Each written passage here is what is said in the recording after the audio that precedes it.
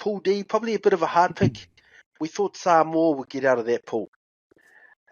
Joey, mate, you got any thoughts on that one? Talk us through Samoa's campaign and why they didn't advance to the knockout stages, in your opinion. Oh, mate, I just think, just from watching all the games, certain key areas of, the team, the selections, they just didn't gel together in terms of combinations on the day.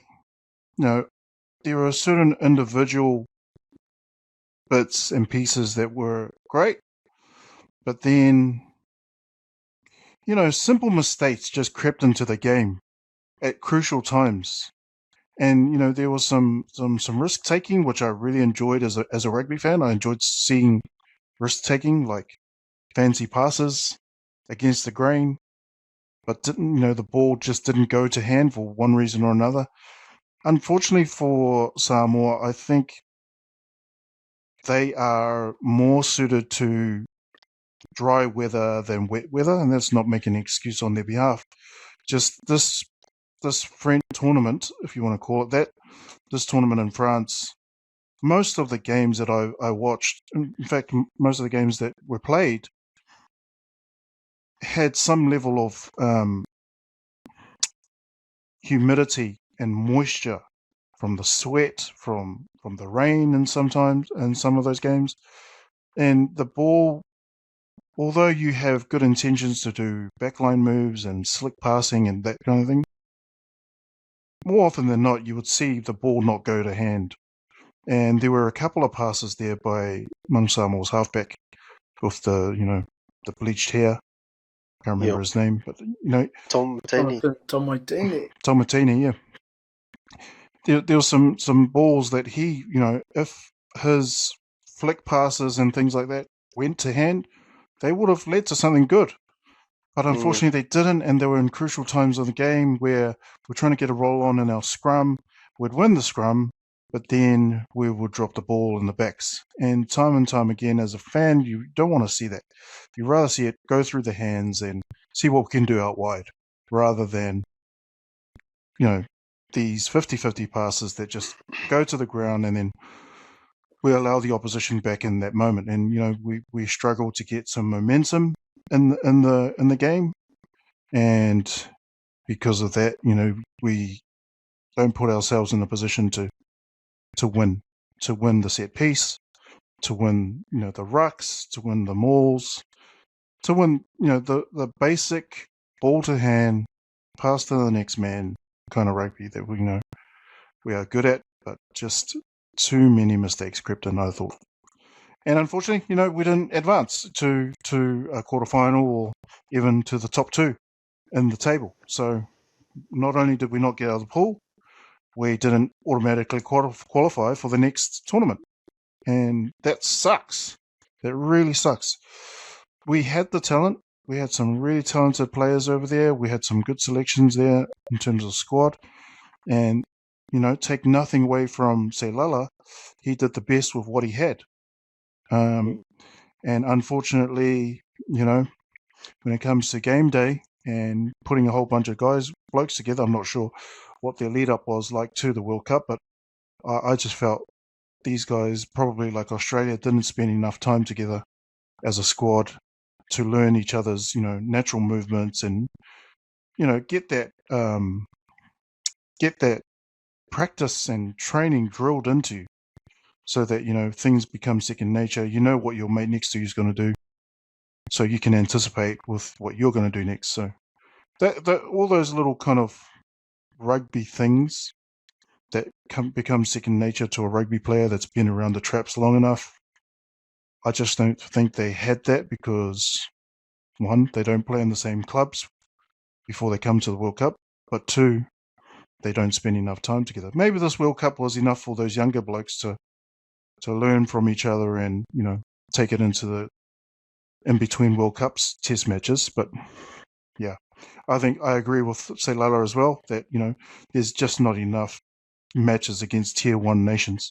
And it sucks when you hear that Samoa hasn't played against a team like England or the All Blacks in a long time. And when they do get to play against them, Samoa has to bring their A game and hope for the best that a team like England play badly, and that's the only way we're going to get our win in between World Cups, because we just don't get enough of those types of opportunities to play against a tier 1 nation. And I don't know who is to blame for that or who can help make that better, but yeah, it sucks. Yep, agree with all that. So you're right, Samoa finished 4th in their group, just ahead of Chile. Damn. So they need to re-qualify again. And you make a good point about how the team, there's no, they're not gelling well, and they look like a team who played a lot together. So I remember Lala, the Manu Samoa coach, he actually lamented that same fact. That Samoa, I think they've only played 12 tests in this World Cup cycle. And that's nowhere near enough to prepare a team to be competitive come World Cup time. So hopefully World Rugby can do a bit more to help the Tier 2 teams out and sort out a better schedule for them. But Rog, I know Samoa's a team close to your heart, mate. What did you make of Manu Samoa's campaign? And what's next for Samoa? Where do they need to improve in your eyes? I mean, you guys have both touched on what Lala mentioned, and I think where I was sort of trying to pinpoint where people were easy to blame selections or Samoa's such a frustrating team to support, especially at Rugby World Cups. But, it all comes back to what you've already mentioned. It's academic. 12 tests in 4 years before this particular Rugby World Cup, and only 2 of those were against Tier 1 nations. So how can you prepare for, the pinnacle of a rugby player's career to try and get to a Rugby World Cup, and let alone a nation to try and prepare? Awesome achievement just to try and make the Rugby World Cup finals. Similarly to like the FIFA World Cup, teams will get to that, and then not necessarily they realise that they're going to be up against the bigger powers. So you think about Samoa being one of those minnows, or being a Tier 2 nation, coming to the Rugby World Cup this year. And it was almost like they improved throughout the competition. So when I think the scores where they improved, they lost to, well, first of all, they beat their first game against Chile 43-10. So, and that was to be expected. But then they went on and narrowly lost to Argentina 19-10. In Argentina, obviously they play in the Rugby Championship, so they're regulars of playing Tier 1 nations. Excuse me. And then they come up against Japan, and again a game that a lot of punters would expect Samoa to take, but again we lose only by 6 points, 28-2. In the last game of the round, once it's a dead rubber for Samoa, they can't advance anymore, and they lose by 1 point to England, who are now in the semi-finals. And one would say that's a great result for Samoa, yet and a bad result for England, but then a win's a win, right? And they advance into the competition, into the not only the quarterfinals, but now they find themselves in the semi-finals this weekend. But my case in point is that they're pretty much preparing for Rugby World Cup at the Rugby World Cup. There's no games enough for them to prepare. So that's why the Wales of this world, England, they got the Six Nations, Ireland, and then you got our winter tests when we play a series either against France, Ireland, or England. So we've got those as well for Tier 1 nations. Then you've also got the Rugby Championship, whereas the Northern Hemisphere got the Six Nations. So they've got ample tests where they get hardened. They are able to blood a lot of players within the 3 years between Rugby World Cups. Samoa don't have that. They'll get the odd end of year tour to the Northern Hemisphere, but still a lot of it they're playing against Tier 2 nations. So just the gap is so far and far between. It's disappointing if Samoa don't make a World Cup, but we know they get there through qualifying. So a lot of their games are against those tier 2 nations also trying to qualify to come to the Rugby World Cup. And maybe even less. Is there another tier 3? So, when they come up against the big names at a Rugby World Cup, and it's just not enough time for them to gel. So, as much as we would love and we wear our emotions on our sleeve in regards to Samoa, however, it's almost like that's probably a just result for them to improve so much that they lose to England by 1 point, albeit a controversial call from the TMO for that particular game. Samoa should have won that. We go back to the ruling that once a try is confirmed and the conversion takes place, you can't overturn. So I don't know whether there's a new regulation or someone's found something since, but it was it wasn't really talked about post that match. But Samoa, they fought tooth and nail in that game, and if anything, they were trying to wipe the smirk off Owen Farrell's smile in his face, but almost got there in terms of getting the result. I felt they were very hard done by. And then again, we can go back to World Rugby. What are they doing for the Pacific Nation? What are they doing for the Fijis, the Tongas, the Samoa, and then all the other tier 2 nations that are trying to compete against these powerhouses such as the Englands and the Irelands and even Wales. And then Italy, they'll be there always at the Six Nations, yet where's the improvement there from an Italian team? Yep, they may have internally they've improved. Maybe the results ain't as bad. They've got the odd win here and there in the Six Nations, but they've got the worst record at the Six Nations, hands down. When is it time to introduce, or are they just looking after their own? Has Italy got some sort of stakehold in that tournament? Because introducing a promotion relegation for the tier 2 of the Six Nations, where you got your Belgians, your Germany, they're playing in it, and even Georgia, when Georgia doesn't get an inclusion, so the longer that Georgia is discarded, the more that they don't progress. And we've seen how they can play and how they can upset as well and get some results.